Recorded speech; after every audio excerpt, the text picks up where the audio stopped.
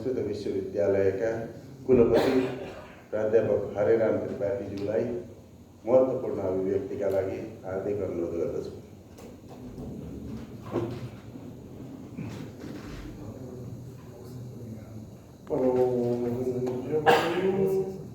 मारुततुल्यवेगं जितेन्द्रियं बुद्धिमतां वरिष्ठं वातात्मजं बानरयूथमुख्यं श्रीरामदूतं शरणं प्रपद्ये। परम सम्माननीयाः संस्थाः अस्य चर्चा सत्रस्य अध्यक्षाः, भारतीय दार्शनिक अनुसंधान परिषदः सदस्य सचिवाः, प्रोफेसर सच्चिदानंद महोदयाः, मंचे विराजमानाः,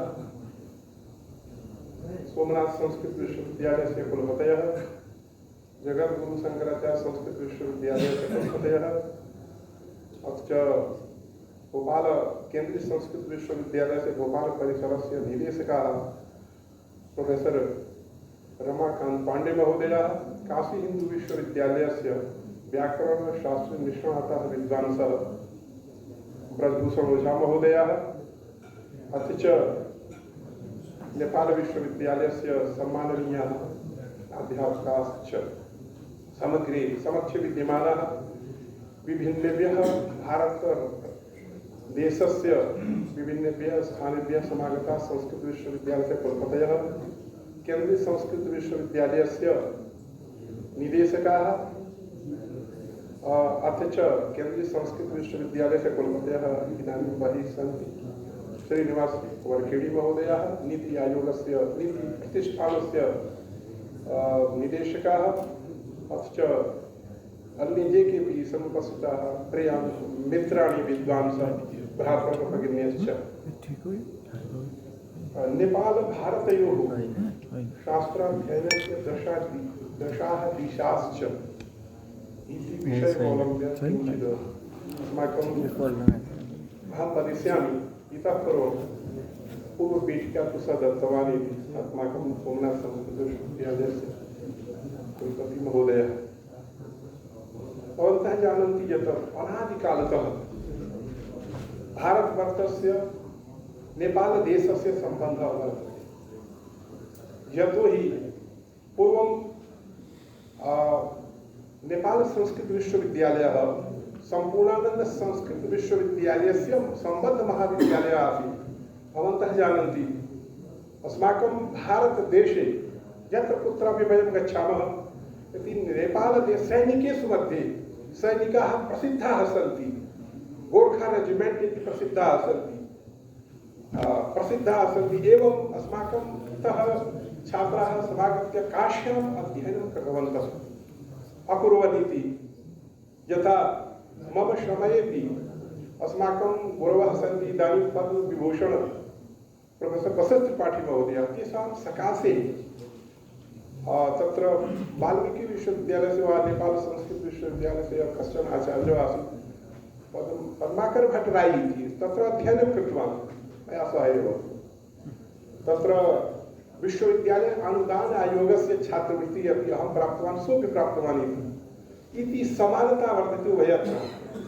इतः समागत्य काश्यां प्रायः नेपालदेशे ये विद्वांसाः सन्ति प्रायः अधिकाः काश्याम् अध्ययनं कृत्वा अत्र आगतवन्तः। इदानीं तु यद्यपि शास्त्राध्ययनस्य केन्द्रं दरभङ्गा नगरमपि आसीत् प्राचीनकाले। यतोहि नब्बे न्यायस्य उत्पत्तिः तत्रैव सञ्जाता। बच्चानंद झा महोदयाः नब्बे न्यायस्य यत् परिष्करणं स कृतवान् इति विवृतं कृतवान्, तादृशी विश्वे कुत्रापि नोपलभ्यते। तर्हि प्राचीनकाले दरभङ्गा नगरेपि शास्त्रस्य अध्ययनं केन्द्रम् आसीत्, इदानीमपि वर्तते। तर्हि या तस्मिन् समये रीतिः आसीत् सा रीतिः इदानीं नास्ति। काश्याम् अस्ति, तिरुपतौ अस्ति। एवं तत्र काश्याम् अधीत्य ये केपि विद्वांसः अन्यत्र गतवन्तः प्रायः केन्द्रीय संस्कृत विश्वविद्यालये सर्वेषु परिसरेषु विविधेषु शास्त्रेषु निष्णाताः विद्वांसः इदानीं सन्ति। सर्वे काश्याम् अधीत्यैव गतवन्तः इति। तो शास्त्राध्ययनस्य परम्परा तु यदा केन्द्रसर्वकारः पूर्वं सोसाइटी मध्ये राष्ट्रीय संस्कृत संस्थानस्य लाल बहादुर संस्कृत विद्यापीठस्य स्थापनां सर्वकारः कृतवान्। तदनन्तरं पुनः मानित विश्वविद्यालयत्रयं पुनः ते त्रयः केन्द्रीय विश्वविद्यालयाः सञ्जाताः। इदानीं भवन्तः पश्यन्तु, भवन्तः केन्द्रीय संस्कृत विश्वविद्यालये एतादृशं सामर्थ्यं वर्तते यत् अत्रापि आगत्य बृहत् आयोजनं करोति इति। तर्हि भारतवर्षे शास्त्राध्ययनस्य इदानीं परम्परा बहु समीचीना वर्तते। पश्यन्तु भवन्तः, अस्माकं तत्र कविकुलगुरु कालिदास संस्कृत विश्वविद्यालयः वर्तते। तत्र पूजनीयाः गोलवलकर गुरुजी नाम्ना एव श्रीनिवास वरखेड़ी महोदयाः परिसरस्य निर्माणं कृतवान्। इदानीं तत्र शास्त्राध्ययने 600 छात्राः सन्ति। यदा चर्चा अभवत्, प्रधान सचिवः अस्ति अस्माकं अभिनव परिसरः कश्चन अस्ति, अभिनव भारती, स एव तस्य नामकरणं कृतवान् श्रीनिवास वरखेड़ी महोदयः। अभिनव भारती अन्ताराष्ट्रीय परिसरः, तत्र प्रधान सचिवस्य पार्श्वे अहं गतवान्, चर्चां कृतवान् कि किमर्थं यत् गुरुकुलम् अस्ति तर्हि पुनः अभिनव भारती परिसरे अन्ताराष्ट्रीय निर्माणस्य प्रयोजनं किम् अस्ति। तर्हि अहम् उक्तवान्, नेपालदेशे ये छात्राः निर्धनाः छात्राः सन्ति, काश्याम् आगत्य अध्ययनं कुर्वन्ति, ते अस्माकं परिसरे आगच्छेयुः इति ये अन्नदा योजना अस्माकं वर्तते। यदि तत्र विदेशेषु श्रीलंका, नेपाल, अन्यत् कस्यापि देशस्य यदि छात्राः निर्धनाः आगमिष्यन्ति, अन्नदा योजना वर्तते, तत्र निःशुल्कं भोजनस्य व्यवस्थां वयं कुर्मः, पुनः निःशुल्कम् अध्ययनं ते करिष्यन्ति, पुनः शास्त्राध्ययनं कृत्वा ते गमिष्यन्ति। एवम् अस्माकं व्यवस्था अपि वर्तते। तर्हि सः प्रधानसचिवः किं कृतवान्, तस्मिन् परिसरे 200 बालकानां कृते 200 बालिकानां कृते अस्मिन् एकमासपूर्वमेव 50 कोटि धनं दत्तवान्। किमर्थं, तर्हि नेपालदेशस्य छात्राः आगमिष्यन्ति, ये काश्यां गत्वा अध्ययनं कुर्वन्ति ते अत्र आगमिष्यन्ति। एतदर्थम् एवं तर्हि पश्यन्तु भवन्तः, भारतवर्षे तु शास्त्राध्ययनस्य परम्परा अस्त्येव। यद्यपि शास्त्रस्य तत्र शास्त्रस्य प्रवृत्ति त्रिधा भवति, यस्य विवरणं पूर्ववक्तृभिः कर्तव्यम्। उद्देशः, लक्ष्यं, परीक्षा। नाममात्रेण वस्तुसङ्कलनम् उद्देशः। यस्मिन् शास्त्रे ये विषयाः सन्ति तेषां विषयाणां मात्र नामरूपेण दिग्दर्शनम् एव उद्देशः भवति। पुनः तस्य असाधारणधर्मवचनं परिचय लक्षणम् इति। तत्र तस्मिन् विषये ये केऽपि सिद्धान्ताः सन्ति, तेषु सिद्धान्तेषु मध्ये के विशेषधर्माः सन्ति, ते धर्माः एव तस्य लक्षणं भवति। पुनः इदं लक्षणम् अस्य भवितुम् अर्हति न वा इति विचारः परीक्षा। शास्त्रस्य उद्देशः, लक्षणं, परीक्षा। तत्र प्रवृत्तिः त्रिविधा भवति। अस्माकं भारतवर्षे सर्वत्र विशेषतः केन्द्रीय संस्कृत विश्वविद्यालये अस्य इदानीं 18 तत्र प्रान्तीय केन्द्रं स्वीकृत्य 18 संस्कृत विश्वविद्यालयाः सन्ति। सर्वत्रैव शास्त्रस्य अध्ययनम्, अध्यापनं च संरक्षणं च भवति। प्रायः अस्माकं विश्वविद्यालये नेपालदेशस्य एकः छात्रः इदानीं वर्तते। पश्यन्तु भवन्तः, उभयोः कीदृशी वर्तते स्थितिः इति। अस्ति तावत् राष्ट्रनिर्माणस्य 6 प्रकल्पाः भवन्ति। शास्त्रेषु प्रतिपादितं वर्तते मन्दिराणि इति। भक्तिं स्वीकृत्य जनाः मन्दिरेषु गमिष्यन्ति, तं स्वीकृत्यैव संस्कारं स्वीकृत्य राष्ट्रस्य निर्माणं कुर्वन्ति। तर्हि भारतवर्षे नेपालदेशे उभयत्र मन्दिराणि समानानि एव सन्ति, भक्ति समाना एव वर्तते, स्वाध्यायोपि समानः वर्तते। यथा भारतवर्षे शास्त्रस्य वेदानाम् अध्ययनं छात्राः कुर्वन्ति, शास्त्राणां यथा अध्ययनं कुर्वन्ति तथैव अत्रापि अध्ययनं कुर्वन्ति इति। सेवा समाना एव वर्तते। यथा शास्त्रस्य अध्ययनं ये कुर्वन्ति तदनन्तरं सेवा भावस्य जागृति संजायते यथा भारतवर्षे वर्तते तथैव नेपालप्रदेशे उत्सवः समानः एव वर्तते। यद्यपि भारतीय संस्कृतस्य भारतस्य प्रतिष्ठे द्वे संस्कृतं संस्कृते तथा नेपालस्य तथैव अस्ति तर्हि उत्सवः समानः एव भवति यथा भारतवर्षे वर्तते तथैव अत्रापि अस्ति। अस्माकं शास्त्रेषु विद्यासु ये प्रतिपादिताः सिद्धान्ताः सन्ति तेषां सिद्धान्तानां दिग्दर्शनं यथा भारतवर्षे वर्तते अत्रापि तथैव अस्ति। समरसता समानं शास्त्रस्य अध्ययनानन्तरं समरसतायाः दृष्टिः आगच्छति। यथा पश्यन्तु भवन्तः भारतीयदर्शनानां यानि दर्शनानि स्वीकृत्य यानि शास्त्राणि सन्ति तेषां सर्वेषां शास्त्राणां दर्शनानां प्रयोजनं मोक्ष एव वर्तते। मुख्यं प्रयोजनं मोक्ष एव वर्तते।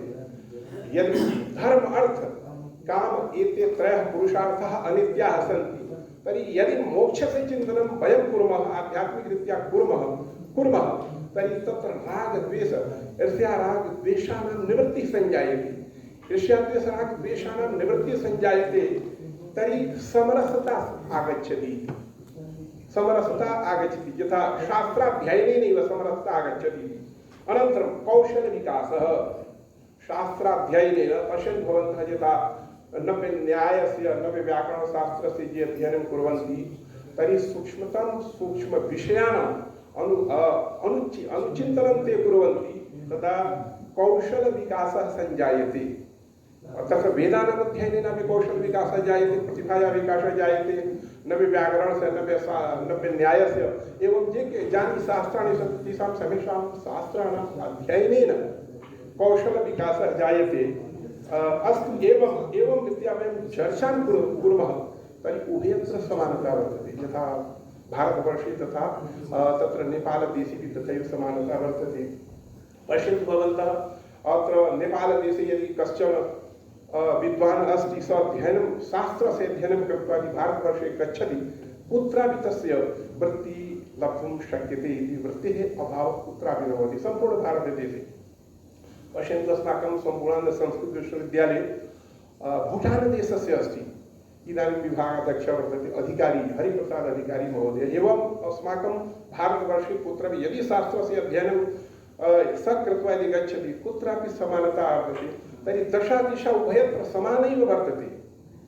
अतएव समानता तत्र नूतनशिक्षानीतौ लिखितमस्ति अध्याय पृष्ठसंख्या 6 भूमिकायां नूतनशिक्षानीतौ या भारत सर्वकारः प्रवर्तिता 2020 मध्ये विंशत्यधिक-द्विसहस्रतमे ईस्वीये या शिक्षानीति समागता वर्तते तत्र पृष्ठसंख्या 6 ज्ञान की एकता शास्त्र से प्रयोजन किमस्ति ज्ञान की एकता और अखंडता को सुनिश्चित करने के लिए एक बहुविषयक दुनिया के लिए विज्ञान सामाजिक विज्ञान कला और खेल के बीच एक बहुविषयक मल्टीडिसिप्लिनरी और समग्र शिक्षा का विकास के लिए शिक्षा नीति बनाई गई है। एवं शास्त्रस्य अध्ययनं दशा दिशा कथं भवितुमर्हति। अस्माकं भारतवर्षे या राष्ट्रीय शिक्षा नीति वर्तते संस्कृत विश्वविद्यालयाः संस्कृत पाठशालाः महाविद्यालयाश्च तत्र 33-20सहस्रतमे ईस्वीये 2030 पर्यन्तं बहुविषयक विश्वविद्यालयाः भविष्यन्ति सर्वकारस्य उद्घोषणा वर्तते। ये संस्कृत विश्वविद्यालय संस्कृत महाविद्यालय है वो भी बहुविषयक विश्वविद्यालय होंगे और चॉइस बेस्ड सिस्टम इति स्वीकृत्य यदि प्रथम वर्षे सः अध्ययनं करोति शास्त्री कक्षायां सः तत्र प्राप्य डिप्लोमा प्राप्य सर्टिफिकेट कोर्स प्राप्य अनन्तरं नेपालदेशेऽपि आगत्य द्वितीयवर्षे अध्ययनं कर्तुं समर्थः भविष्यति। तर्हि पश्यन्तु भवन्तः अस्माकं नूतनशिक्षानीतिम् आश्रित्य उभयोः समानता भवितुमर्हति इति। और भी उसमें आया है नैतिकता मानवीय मूल्य नैतिकता मानवीय मूल्यम नैतिकत्व मूल्यम मानवीय मूल्यम संवैधानिक मूल्यम च समानं भवेत्। पश्यन्तु भवन्तः भारतदेशेऽपि तत् यथा अस्ति तथैव नेपालदेशेऽपि वर्तते बहुभाषिकतायाः विकासः स्वायत्तता सुशासनं सशक्तीकरणम् उत्कृष्ट स्तरस्य अनुसन्धानं शास्त्रविषये यथा इदानीं नूतनशिक्षानीतिमध्ये लिखितमस्ति यत् शास्त्र कस्यापि भाषायाः कस्यापि शास्त्रस्य विद्यायाः विषये अनुसन्धानम् आवश्यकं भविष्यति। अनुसन्धानसंस्थानस्य स्थापना भविष्यति। तत्र सर्वे सर्वान् विषयान् स्वीकृत्य अनुसन्धानं कुर्युः। तर्हि तत्र उपसंहरतु श्रीमन्। अस्माकं शिक्षानीतिमध्ये या IPS भारतीय ज्ञान परंपरा वर्तते, भारतीय ज्ञान परंपरां स्वीकृत्य नेपालदेशस्य विद्वांसः, शास्त्रीय विद्वांसः और भारतदेशस्य शास्त्रीय विद्वांसः सम्मिल्य तत्र भारतीय ज्ञान परंपरा अनुसन्धानं कर्तुं शक्नुवन्ति इति। एवं अस्तु एवं समतामूलकं समावेशी शास्त्र शिक्षणं भवेत्। शास्त्राध्ययनस्य प्रयोजनं मात्र आध्यात्मिक उन्नति नास्ति।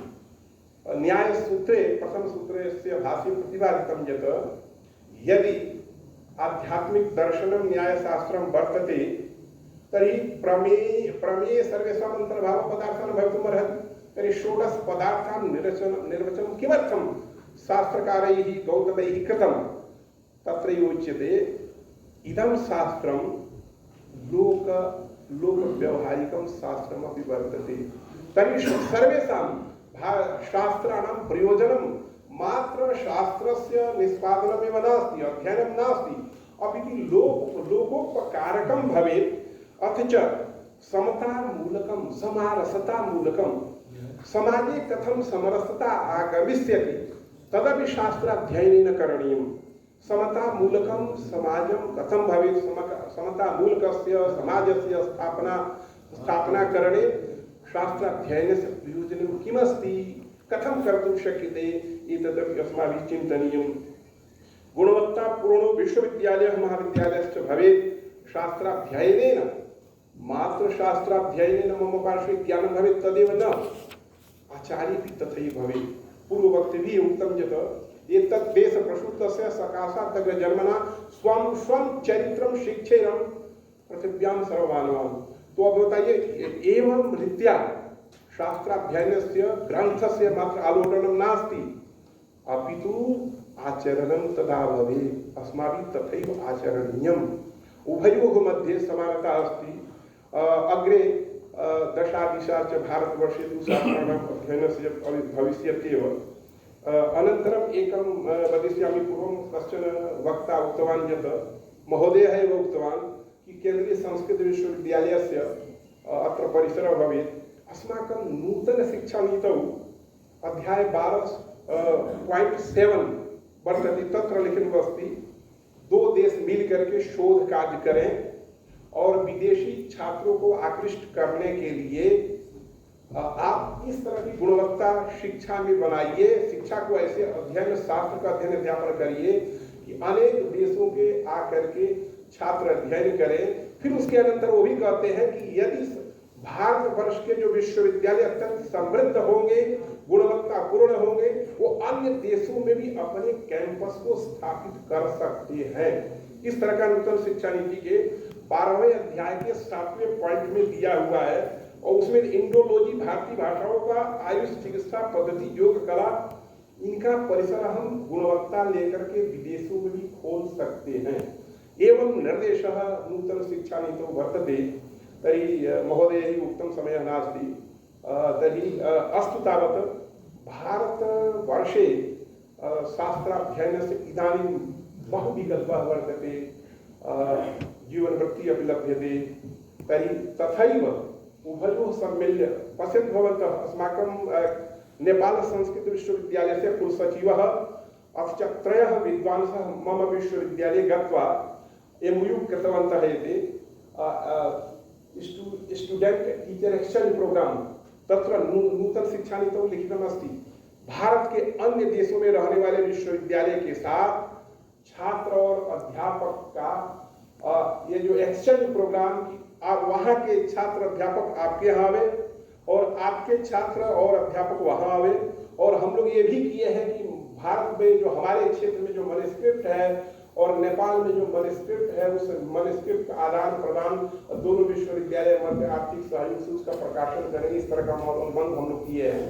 तो इस तरह का जो जितने विश्वविद्यालय भारत में संस्कृत विश्वविद्यालय ये के भी संति सर्वत्र एते गच्छेयुः वयम् अत्र आगच्छामः शास्त्रस्य अध्ययनं कथं भारतवर्षे भवति एते पश्येयुः अनन्तरं वयमपि आगत्य अत्र अध्ययनम् अध्यापनं कथं भवति एवं यदि परस्परं सम्मेलनं भवितुमर्हति तदा एव शास्त्राध्ययनस्य दशापि सम्यक् भवितुमर्हति इत्युक्त्वा अस्माकं मञ्चे विराजमानाः ये केपि सर्वे आचार्याः विभूतयः सन्ति